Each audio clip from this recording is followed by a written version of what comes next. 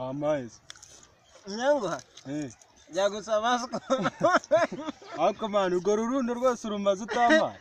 None se iyo ndi wese ntarwo hariya nimba utaruriye jya kwiyahura.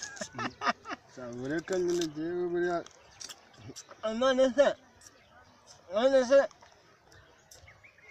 wagiye kugura icyawe.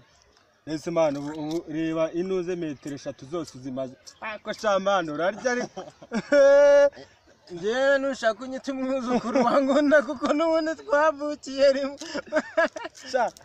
Sha njyewe ariko ndaba nuko nyimye nk'ababara. Ariko sha nzaje ndamwirahira ndagaze. Nguhe. Sha jana n'ubundi be. Akira. Jana n'ubundi amenyo obo yandi.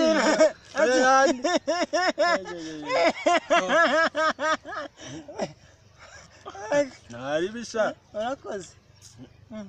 Nano gushima. Nta nubwo nagacira kabisa. Ngaba kina nakana.